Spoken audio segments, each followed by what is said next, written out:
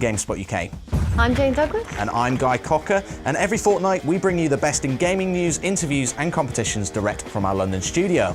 Coming up on this week's show, we look back to see how right we were with our pre-E3 predictions. We talk to industry body Tiger about the controversial reversal on UK games industry tax breaks. We check out an interview with the developer of Rock Band 3. We count down this week's new releases and give away our E3 swag bag to one lucky viewer. And we check in with Mark Walton for a look at the new iPhone 4. All this and more on Start Select. First up, our E3 predictions. Now, 2 shows ago on our pre-E3 special, you may remember that we gave out our predictions for what we thought would be coming up at this year's E3. Well, never one to shy away from embarrassment, we rewatched the episode to see what we got right and wrong. Now, first up, I got it very wrong. There was no PSP 2 at E3 this year. Did I say there wasn't going to be one? You said there wasn't going to be one. You were spot on. Definitely. So that's okay. 1-0 to Jane. Nice. I think I had a bet with Mark, though. That was in the podcast. He hasn't paid me yet. Right, okay. So we could see it coming up. There's still Gamescom, there's still TGS. Still a chance. But you were telling me earlier you think it's all moved this year. I don't see them. I don't know. I would be surprised if they premiered like a PSP 2 and with Move like launching around the same time. I think that would draw focus. So I don't know. Just a guess. I take it back. We'll all see. right. One thing that you were right about as well, I think you were all right actually, Jane. Probably not. Was no Half-Life 2 this year's show. Yeah. So it was Portal 2 looking amazing, looking incredibly good. The first of the E3 trailers have started coming out. Now you can catch them on GameSpot. So I mean that's looking great. But shame no Half-Life 2, no Half-Life Episode 3 or anything. Really. I think that was wishful thinking. I don't know if anyone realistically expected it to be there. So so that was another one that Jane got right. One prediction that I did get right was the Xbox 360 Slim, or whatever totally. it's being called. The Slim, Xbox 360. The one that they gave away to everyone in the audience. Whatever it is. So that's launched in the US, I believe now, and it's coming to the UK at the end of July or thereabouts. So that's an exciting one. The main thing about it really is, aside from the redesign, internal hard drive, Connect will be able to plug straight into it, so you won't need a separate power supply. Wi-Fi on board. Wi-Fi That's on pretty board. cool. That's good stuff. That's good stuff. Oh, and no Wii HD. You said no Wii HD. You were right on that. Yeah. So this has been running for about like the past couple of years. Analysts saying that it's about time that Wii HD would come around, but I think there's no need for them to do that. There's just no market need. The Wii's still selling like hotcakes. Well, they were talking about the follow-up to the Wii. Would it be 3D? And they said you wouldn't see a 3D console until there was like 30% adoption on 3D TVs, and that's not happening for some time. So it's gonna be years. Yeah, exactly. Right. And I think that the trend was that we were looking for new hardware when everyone already had stuff announced that they were still working on. So we were looking to the next thing, and Sony had Move to cover off, and Microsoft had Natal, now Connect, and we already knew about the 3DS, and yet we were looking for more stuff, so maybe that was a little over-optimistic. Yeah, this was the year that everyone delivered on what they promised last year. So, exactly. I mean, the 3DS we knew about as well, and that was probably the most impressive thing from the show. We've also run through some of your comments. Remember, you can get involved with our discussions at facebook.com/GameSpotUK. Roger Skelton was bang on the money with news of the PlayStation 3 subscription service, PSN Plus, which has actually just launched, I think, yesterday. Time of recording. He said, if Sony play it right, they should be able to get me very excited about it. So if you are excited, go and tell us on Facebook. If you missed any of our LA coverage, though, make sure you go and check out all of that sweet E3 gaming sugar. Just head over to e3.gamespot.com, where you'll find everything, including our E3 awards. We are joined now by GameSpot UK's Mark Walton, the proud owner of a new iPhone 4, as well as a collection of new games that have been specifically designed for the redesigned Jesus phone. Mark, welcome to the show. Hello, Guy. So you've got your sweaty palms on the new iPhone. I do indeed. So the headline features for gamers are pretty much the improved screen and the new gyroscope. That's right. I mean, if you start with the screen, it's now a 960 by 640 screen, which is a really, really, really high resolution. It's something Apple are calling the Retina display. Whether you believe their marketing spiel or not, in that the human eye can't distinguish the pixels, it's a very, very good looking display, and is one of the best I've seen on a smartphone. So the idea is that the pixels are packed in so tight that you can't actually distinguish. Exactly. They're incredibly tiny pixels. I think the interesting thing about this is if you take a screenshot of it or of a game and put it on a regular monitor, it looks massive. which is just amazing how much they crammed into it, to be honest. Interesting. And you were saying to me earlier that the new gyroscope is like the jump from the original Wii to Wii Motion Plus. Exactly. So the original iPhone had an accelerometer, which they used for games, much like the Wii remotes did. The Motion Plus added a gyroscope to it, which is what they've done here, and now you can have full one-by-one tracking on all the games you play. It makes it much more accurate. Cool. So you've downloaded a couple of games that have been specifically designed, or improved at least, for the iPhone 4. Yep. The first is Gun Range, and the second is Real Racing. I've definitely seen Real Racing before, but they're both improved by the... Absolutely. So, I mean, Gun Range is quite a simple game. You essentially just use the phone to aim the gun, using the accelerometer and the gyroscope. So you can select your first gun, which here, you know, is an M60. My gun of choice. Gun of choice, yeah, of course, the M60. And then you can jump into a level, and essentially all you do is you kind of hold the phone like that.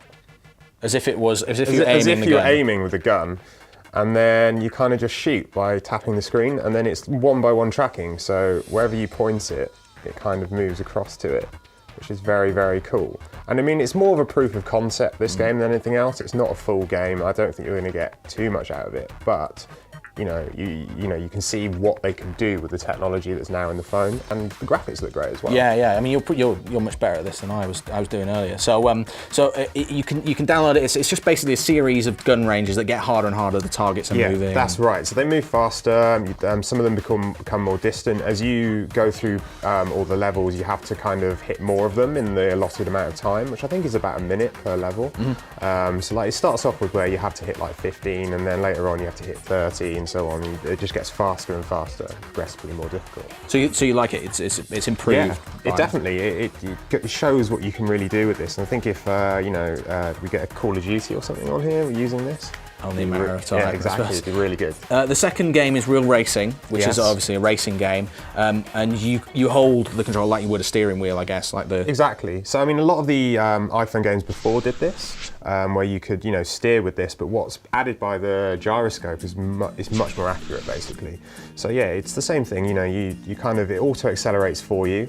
You tap on the screen to brake, and you just kind of steer with the screen like that. Again, with the iPhone 4, you've got much higher resolution graphics as well. It looks really great. I think we're kind of almost getting to PSP level in terms of graphics here. I'd say this. I mean, this looks amazing. This game. Yeah, graphically, it's really good. And this game's got a full career mode that you can play. There's like license missions which you have to go through first, a bit like Gran Turismo, and there's tons of cars you can buy as well. It's a really, really good example of what people can do with the hardware and the gyroscope and the accelerometer and things like that. I think personally, from my experience, I preferred this game to the other one. It just feels a little bit more natural. It still takes some getting used to actually control the car. Absolutely. It's like you kind of always just correcting. I think it's once you find, I think you kind of have to find the center point, and I think once you've nailed finding that center point, it becomes much easier. And as part of that is when the game loads up, it calibrates, so you kind of have to hold the phone as to how you're going to play the game in the first place, otherwise it will calibrate it wrong. All right, good stuff. I've got the old iPhone, the last, it's the previous generation, iPhone 3G, not the 3GS. No, that's a 3G. And we've both installed Angry Birds on here, the perennial favourite for the iPhone. We're just going to show how fast the new hardware is, because it's got a pretty fast processor in there. It's the same Absolutely. as the This iPad. has got the same processor in it as the iPad. It's slightly underclocked compared to that, obviously to save battery life and things, but it is noticeably faster than even the 3GS. Cool. Well, let's give it a go. All right. So Mark's got the iPhone 4. I've got the iPhone 3G. Let's jump into Angry Birds. Go. You're in. I'm in. I'm there now. So there's a delay of a couple of seconds there. I'm done. You're done. Ready to play. I'm still loading here. Come on. It's Angry Birds. Get my Angry Birds on, and I'm in. So that was a massive delay there. Yeah. So it's much snappier in general. I mean, the iPhone interface in general was pretty snappy, but loading games has always been like the most processor intensive. Absolutely. Like, I'm quite the Peggle fiend, and that 30 seconds I had to wait on the tube to get into Peggle, gone. Gone. Yeah. You're in there straight I'm in away. straight away. And I'm in straight into Angry Birds, which I love. All right, so thanks very much for that, Mark. In general, you recommend the device? Is it worth upgrading if you've got the old model? If you've got a 3G or the original iPhone, absolutely. If you've got a 3GS, I would say less so, because the 3GS is still very, very fast phone. Unless you want some of the new design or maybe the better camera, then it's the only reason to do it, really. Cool. You've got the 16 gig model there. How much is it, and how much roughly were the games you downloaded? So the phone on its own, out of contract, the 16 gig is £499. The 32 is £599. Ouch. Yes. So you went for the smaller model. I went for the smaller model. I couldn't spring for the extra £100 there. The games on the App Store are always relatively cheap. The gun range game's 59p. Real Racing, as it's much more in-depth games, £2.99. But I still think that's absolutely worth it. All right, thanks very much, Mark. Remember, you can check out our complete rundown of the iPhone 4 over on GameSpot. Just head over to tinyurl.com/GSiPhone4. The big news of the week has been the UK budget, and specifically the news that the games industry will no longer be getting the tax breaks it was promised only mere weeks ago. The news sent ripples through the UK development community, with prominent figureheads including Labour's Tom Watson decrying the news and fearing that the UK could continue to lose talent to other countries such as Canada. Indeed, Bobby Kotick, the boss of the world's biggest games publisher, Activision Blizzard, has revealed that the scrapped tax relief programme could threaten the company's plans to invest in the UK in future. To find out more about the issue and how it will affect the UK games industry, we spoke to Richard Wilson of the industry trade body Tiger. I'm Richard Wilson. I'm the CEO of Tiger, and Tiger is the trade association representing the UK games industry. We have about 135 members, which include publisher-owned studios, publishers, video game developers, technology businesses, universities and colleges. So Tiger is a broad church of organisations that are interested in the UK games industry. We focus, our key vision is to make the UK the best place in the world to do games business. And to that end, we lobby the UK government and the Westminster government and the Scottish Parliament.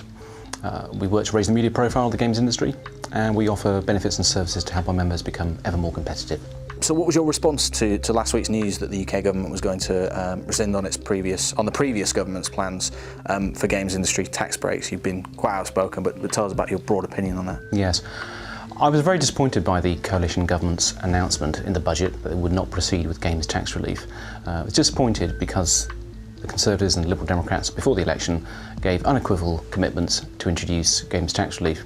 In fact, I was delighted at the time of the March budget because there was cross-party support and unanimity for the proposals. And we went into the last election with the Scottish National Party, the Labour Party, actually including the video games industry and the games tax relief in their manifestos, which is a tremendous achievement for the UK video games industry and for Tiger and its membership in particular, since we've been driving this campaign forward, sometimes on our own, as you will know. And at the time of the budget, I was very pleased because the Liberal Democrats and Conservatives were positive. They made positive comments, and as I say, in the run-up to the general election, both the parties that are now in the coalition government in Westminster said unequivocally that they would introduce tax breaks for games production. In fact, the Conservatives are on record as saying they would introduce tax breaks in their first budget. So we had a complete reversal of a policy. Now, of course, the news that a politician breaks a promise is not exactly, man bites dog, but nonetheless it's very disappointing. And it's all very well for politicians to say, the economic situation is difficult, but this is one of the reasons why people are so cynical about politicians. They make pre-election promises and then they're broken. I would say that I think the Conservative culture team, Ed Vaizey and Jeremy Hunt, I think are generally interested in our sector. I think they're supportive of our sector, as is Don Foster for the Liberal Democrats. I think they, insofar as I can tell, I believe they support games tax relief. So I think it's all the more disappointing that their colleagues in the Treasury have not proceeded with it. But you always know where you are with the Treasury, they always let you down. So George Osborne actually called the plans poorly targeted. Do you think that the plans themselves were the problem? Do you think that they were kind of unmanageable and unenforceable? No, we think that we came up with a very specific, sector-specific set of proposals that wouldn't cost the government too much money up front and would actually create net return for the government. In some respects, it's quite amusing, actually, in a black kind of way, actually, to be told the proposal is poorly targeted. I mean, it was targeted at the games industry because that's how the government, the previous government, had asked us to put forward a proposal to introduce a tax break for games production. And of course, it's worth bearing in mind that the Treasury hasn't got rid of all its civil servants that previously approved of the plans. The Treasury thought the proposals we put forward in December and in March of this year. They thought the proposals stacked up, they thought the facts and figures that we used were very similar to their own, so we convinced them intellectually, I think. So I don't accept the argument that the games tax relief was poorly targeted. It was a sector-specific tax break that actually would generate revenue for the Treasury. And it's worth bearing in mind that our research showed that over a 5-year period, games tax relief would cost the Treasury £192 million. Over the same period, it would generate £415 million for the Treasury in tax receipts. So it was a net earner for the Treasury. And that ignores all the other benefits that games tax relief would have brought in. We calculated that over that 5-year period, it would have generated another 3,500 graduate level jobs, very skilled jobs, well paid jobs. And it would also brought in another £457 million of investment into the UK games industry. One of the reasons why I still remain confident that ultimately we will get games tax relief in, or a very similar fiscal measure, is because the whole sort of zeitgeist of economic policy is about moving the economy or rebalancing the economy away from public services and financial services on the one hand to export-oriented, high-paid, high-skilled jobs on the other. And the games industry, of course, fits that bill perfectly. We're very high-skilled. A typical Tiger member like Real Time World in Scotland or Rebellion in Oxford will have about 80% of their staff qualified at degree level. We know that our industry is export-oriented. Our research shows that 91% of developers in the UK export their games. I mean, that's incredible. Compared to the national average, only about a third of small or medium-sized enterprises actually export. Above average rates of pay, and of course the sector's high technology. Again, our research shows that something like 2/5 of game developers actually have a budget specifically earmarked for R&D, which again is above the national average. So this is just the kind of sector that the coalition government, and indeed any government, should want to support, which is why I believe ultimately our arguments will carry weight. So what's the impact in terms of going forward now, assuming that nothing is going to come in within the next year? I think these are target figures, but 15% of UK development studios went out of business last year. About 700 British development jobs were lost as well. Do you think that's kind of set to continue now? The sad thing is that if we don't get games tax relief, jobs and businesses will close. Our research shows that between July 2008 and July 2009, 15% of UK games businesses just closed down. They ceased to operate. And over the period July 2008 to March 2010, 7% of the UK games workforce lost their jobs. And we estimate, and it is an estimation, but we estimate that about 300 of the 700 jobs that were lost went to Canada or to other jurisdictions. So we believe that not only is the UK games industry losing skilled staff, but actually the UK is losing skilled staff. Not all of them are staying in the United Kingdom. Some of them are pushing off to other countries. So that's a loss not just for our sector, but for the wider UK economy. So if games tax relief isn't introduced, if we don't have a similar fiscal measure that will help the UK games industry compete on a level playing field, we will lose jobs in the games industry and we will lose investment. Just to give you one example, we expect that if we don't have games tax relief, we expect that over a 5-year period, the games industry workforce, the development workforce, will shrink from about 9,000 as of today to around about 7,000 in 5 years' time. It doesn't sound catastrophic. Well, obviously it's bad news for the 2,000 or so people involved, but it's bad news for the UK economy. It's bad for the argument that the UK should be a digital hub. It's bad for the idea that the UK economy should rebalance from the old industries that have failed in the past to the new industries of the future. And it's bad for the Treasury, because our data shows that the Treasury will obviously learn less money, generate less money in the future, because there'll be less economic activity flowing from games tax relief. So the failure to introduce games tax relief is bad for the UK games industry, but it's bad for the UK economy, and ultimately it's bad for the government. Thanks to Richard for talking to us, and we asked you guys what you thought of the news, and Callum O'Sullivan said, personally, I think it's outrageous. They made a promise, broke the promise, and now that gaming tax breaks have been cancelled, companies might choose to take themselves elsewhere, yet again affecting the economy and the future of young people who want to design games. Yeah, Sam Clay was similarly disappointed. He said, absolute disgrace. Even though the industry makes more money than the film industry, apparently the government can't justify itself to help out the UK games industry. It's practically like the government torching a pile of money that's sitting on their desk. Oh wait, it is. It's practically like that. That's what they're doing right now in the Treasury. Remember, you can read the full news over on our news channel, so head over to tinyurl.com/UKGamesTax to check out the full story from Alex on our team. We also want to hear your views on the matter, so point your browser at facebook.com/GameSpotUK to join in the discussion. Rock Band 3 is no mere iterative update. It will support keyboards, a new real Fender guitar and library filters. The game is currently in the lead in our E3 Reader's Choice Award, so we spoke to the developer in LA to find out more about the game. Hey, this is Jane Douglas from GameSpot. We're here at the Harmonix booth on E3 2010, and we're talking to Dan, who's going to tell us all about Rock Band 3. Dan, tell us who you are, what you do, and why should we be so excited about Rock Band 3? So I'm the lead designer on Rock Band 3, and over the last 2 years, me and the rest of the team at Harmonix have been trying to make the ultimate music game. We wanted to go and disrupt the conversation about music games, really innovate in the space, and we think we've done that with things like keyboards, with our pro modes, and like our ground-up reinvention of all of our modes in Rock Band 3. Okay, so tell us all about the keyboards. So the keyboard is a new addition to Rock Band 3. We have a keyboard controller, it's a full 2-octave keyboard. You can play it 2 different ways. One is the standard 5-lane way. You've been playing Rock Band and games like it for a while. But the cool thing about it is part of our Rock Band Pro initiative, you can play a 2-octave keyboard in Rock Band at pitch-accurate notes. So on Easy, you can play single notes and get in a party situation. On Expert, you're essentially playing the keyboard part for a song. So if I was to go through and play on a real piano or a real keyboard, the Expert part, I am playing that song. And you got the Pro Guitar mode as well? Yeah, Pro Guitar is amazing. With that, it's kind of the same philosophy as Pro Keys, but ratcheted to a whole nother level. So I can come in on Easy with my stringed guitar, which is like a real guitar, or the button guitar, which is like a button simulation of it.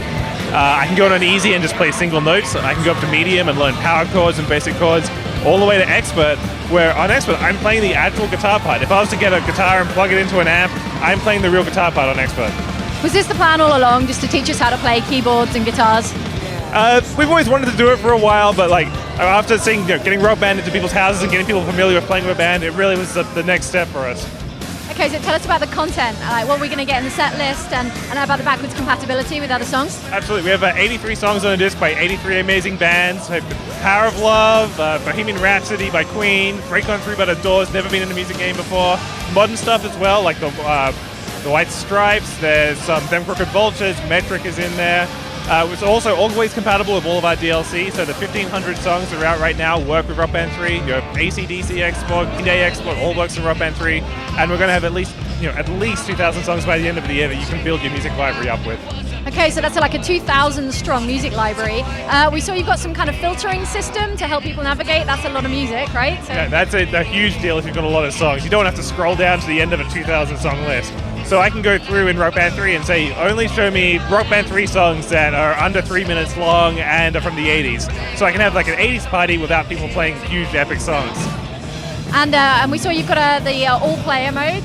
Tell us about that. Yeah, so we can have 7 people playing at once in Rock Band 3. You can have guitar, bass, and drums like we've had before. The keyboard controller, which is all new, really fun. And also vocal harmonies. We've had them in the Beatles Rock Band and Green Day Rock Band. It's just a really fun way to get 3 people together and singing. And with now in Rock Band 3, 7 people all playing at once. That's a lot of controllers to have in a living room, right? It's a really good party. Excellent. Okay. Well, what about we were just in the demonstration there, and they were showing us the drop in and drop out, like it's all over the game, right? Absolutely. On any screen, in any mode, even in the middle of a song, you can just drop into the game or drop out of the game. You also have what we're calling the overshell, which is like your own personal menu that you can pop up and change your lefty flip settings or invite someone into a game from Xbox Live or PlayStation Network. It's like your own personal control panel that you can bring up at any time, which is really handy for getting around those situations where you have to stop the game because someone wants to turn on lefty flip, or you have to take control for someone because they're messing around. Like all of that is gone in Rock Band 3. Okay, so between now and when the game comes out, what else new have you got to show us? There's a character creator, right, coming up? So yeah, right now we're showing a lot of stuff like the promos and keys. We still have a bunch of stuff to talk about. The game is massive. Like we've only hit the tip of the iceberg of how big Rock Band 3 is. I think as we go into the months before we hit Holiday 2010, I think people are going to be amazed by how much content there is in this game. Okay, so one last time, tell us what's the game for and when is it coming out? So Rock Band 3 is coming out Holiday 2010 for Xbox 360, PlayStation 3, Nintendo Wii, and Nintendo DS. That's great. Thanks very much. Anytime. Cheers.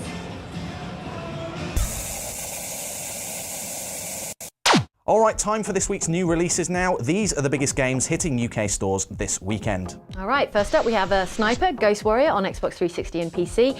This puts you into the suit of a sniper as you attempt to accomplish a wide array of sniping and assault missions. It hits the Xbox 360 and PC this Friday. Next up is APB on the PC, practically the only MMO that I'm interested in this year. APB is an online, massively multiplayer game that revolves around an ongoing turf war between street gangs and law enforcers known as the Squads. It's from the designer of the original GTA, as well as the team that made the original Crackdown, so hopes are high for this crime-based MMO. Next up, Tiger Woods PGA Tour 11 on Xbox 360, PS3 and Wii. We gave Tiger Woods PGA Tour 11 an 8.5 in our review. It adds the Ryder Cup mode and will support Sony's new PlayStation Move controller for the first time. And finally, Arma 2 Operation Arrowhead on the PC. Operation Arrowhead is the first expansion pack for Arma 2 and is available this Friday.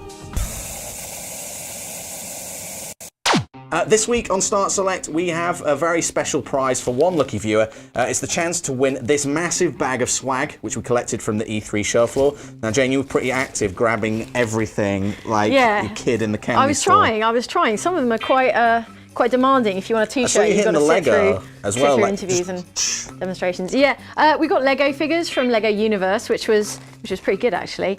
And they had like pick and mix bins to make your own Lego figures. Yeah, that was cool. It said like one per person. But you went straight in there. Yeah, exactly. You don't care about no authority. Got some Monkey Island badges. Cool Dreamcast T-shirt. Yeah, I like the Dreamcast. It's retro fabulous, and I even picked up a double extra large GameSpot E3 staff T-shirt. You too can be a member of staff. You can camp in that. All right. You can probably get into other conventions with that if you really wanted to. You could try. Bethesda. Track jacket. We actually gave away some of these on the podcast as well. So these have got like the games that Bethesda was showing off on their booth. So what was it? Fallout, Rage, Brink, and Hunted. So they're all down the sleeves. Sam Max T-shirt, and there's some stickers and some download codes. Oh, keyboard peripheral this as well, which has no gaming worth whatsoever. I just picked it up from our rap party. It says Bad Boys Bail Bonds. Yeah. So I just thought I'd give that away. That's how Guy does prizes. That's just like what Guy found on the floor. What I found in bars. My sandwich. So if you wanna win this big bag of clothes, which are going to keep you and your family dressed for a lifetime, pretty much, all you need to do is answer this question. Last time on Start Select, Jane interviewed a famous Hollywood actress about U-Star 2. All you need to do is go back and watch the interview and tell us the name of that star. Send your answer along with your name and address to competitions@gamespot.co.uk before the 13th of July, and we'll draw a winner on the next show. That's it from us this week, but we'll be bringing you another edition of Start Select in a couple of weeks' time. If you're a fan of the show, then remember to check out the GameSpot UK podcast every Thursday, and keep in touch with us on facebook.com/GameSpotUK. You take care of each other, and we'll see you again